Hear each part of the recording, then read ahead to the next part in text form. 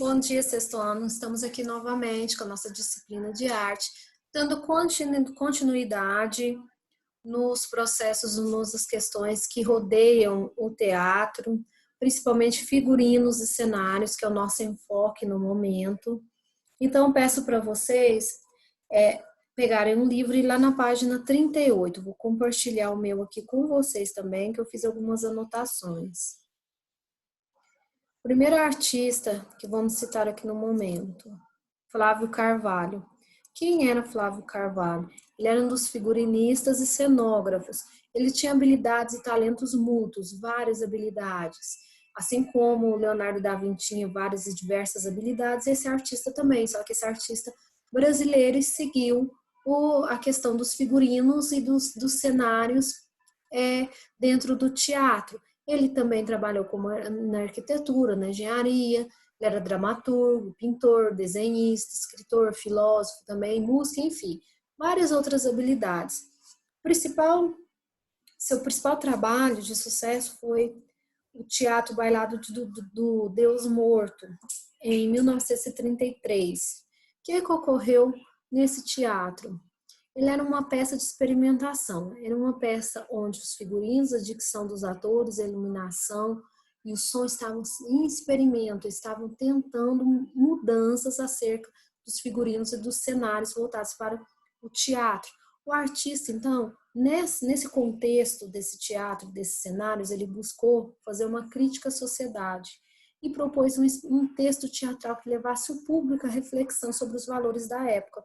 Então, o teatro, a partir daí, ele passa a ter outro tipo de contextos, não só divertimento e entretenimento, mas também passa a passar os valores da época e os valores da cultura em si, da sociedade atual. Nós temos algumas imagens dos cenários e dos figurinos do teatro, desse teatro Bailado do Deus Morto. Aqui nós temos uma máscara feita de alumínio em tecido rústico. E aqui também outro trecho da peça, a cena também da peça do Flávio de Carvalho, dos cenários e dos figurinos do Flávio de Carvalho. Vocês podem ver que são instrumentos, que são máscaras, que são figurinos bem inovadores para a época, né? Porque a época era bem tradicionalista, então se rompeu esse tradicional do teatro. Aqui nós temos também uns figurinos, os croquis de alguns figurinos que ele fez para o enredo de balé que abordava as mulheres que viviam no cangaço, que era o balé cangaceiro, que era chamado de balé cangaceiro, teve como compositor o Camargo Garnier e a coreografia de Áurea Muloz. Foi um grande sucesso também na época, em torno de 1953. Aqui, então, nós temos tanto os croquis como os figurinos que os personagens que os atores usaram mesmo nessa peça de teatro musical. Então tá, saímos dessas peças de teatro musical, desses figurinos, e ainda voltando para o teatro, ainda dentro, acompanhando esse teatro, acompanhando esses tipos de figurinos também, surgiu na sociedade outro tipo de grupo de pessoas que queriam interpretar e que adoravam e que viam uma importância das histórias em quadrinhos, dos desenhos animados, dos videogames também, que ficou conhecido como a cultura nerd da época. Surgiu a ideia, então, de cosplay. Então, eu vou compartilhar aqui com vocês que consiste essa ideia de cosplay. Esse vídeo, gente, ele é bem informal, um linguajar bem informal, que a moça explica o que seria esse cosplay e esse surgimento dos cosplay, ok? Vou ampliar aqui e já dou um play aqui. Imagine como seria se tornar seu super-herói favorito ou aquele personagem dos games que você jogava quando criança. No Dicionário Nerd de hoje, vamos falar sobre cosplay.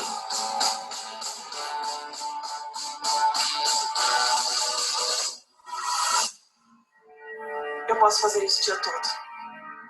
Sou um péssimo cosplay de Capitão América. Um costume que começou com uma brincadeira para promover um evento iniciou uma nova cultura, o chamado cosplay.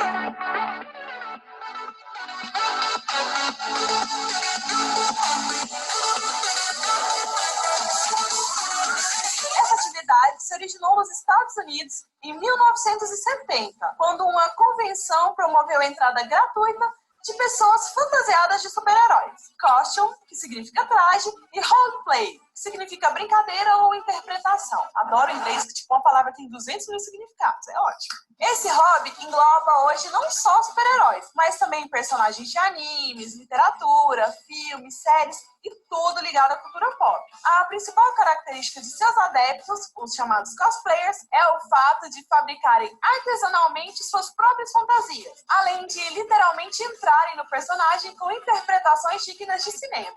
Mais comum nos países asiáticos, esse hobby ainda é bem tímido aqui no Brasil e é encontrado mais comumente em feiras de animes e games e eventos específicos da cultura nerd, né? Apesar das dificuldades para encontrar os materiais para a confecção das roupas de cada personagem e por causa do preconceito que sofrem, os cosplayers ainda conseguem seguir com um bom humor, homenageando grandes ícones que marcaram suas vidas. É massa, tipo, lá no Japão, eu tava vendo coisas estranhas que você encontra no metrô do Japão. Aí a galera tá lá de cosplay, os caras vestidos de Sailor Moon dentro do metrô, tá uns adolescentes com espada. Esse foi o Dicionário Nerd de hoje. Deixa aqui nos comentários desse vídeo alguma sugestão de cosplay do nosso amigo Vitor e a sugestão de cosplay pra... Então, pessoal, esse vídeo é muito interessante devido ao fato de que os cosplays se tornaram parte da cultura asiática, principalmente dentro do Japão.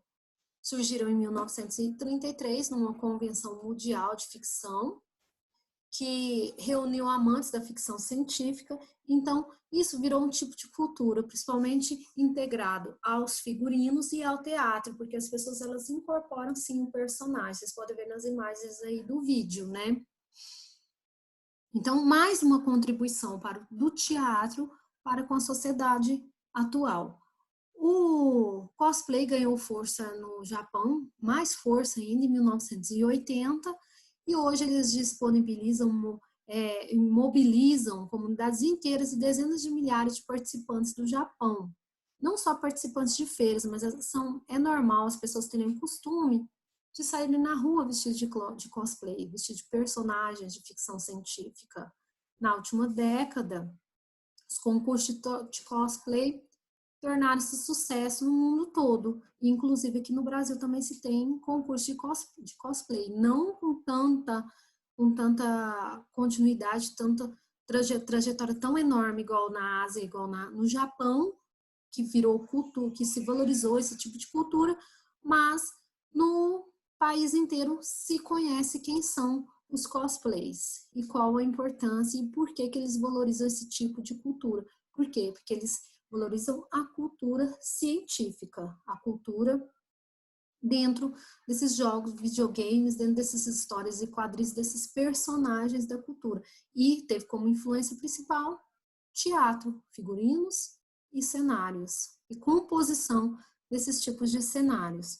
Pessoal, semana que vem nós vamos aprofundar mais ainda nesse outro conteúdo que eu coloquei no cronograma, arte e língua portuguesa. Por quê? A língua portuguesa está ligada muito com o teatro, principalmente por causa de quê? Do contexto que a língua portuguesa traz, os textos dramatúrgicos que a língua portuguesa contribui para o teatro. Então, tipos de textos têm certas características, textos dentro da língua portuguesa têm certas características voltadas para o teatro. Então, nós vamos aprimorar, nós vamos falar um pouquinho mais sobre isso, sobre os textos dramatúrgicos, que são e qual é a influência da língua portuguesa para a arte e para esse tipo de movimento. É uma conexão entre arte e língua portuguesa. Então, gente, muito obrigada pela atenção. Peço para vocês que anotem certas dúvidas que vocês tiverem sobre as aulas, ou então certos pontos que vocês acham relevantes, que querem que nós discutimos mais vezes, porque nós vamos ter oportunidades de estarmos conversando melhor, conversando mais ao vivo sobre isso. Estamos preparando algumas lives, algumas coisas assim. Então, peço que contribui e que foquem nesses pontos principais e nessas dúvidas que vocês têm até hoje das videoaulas que eu passei para vocês, ok?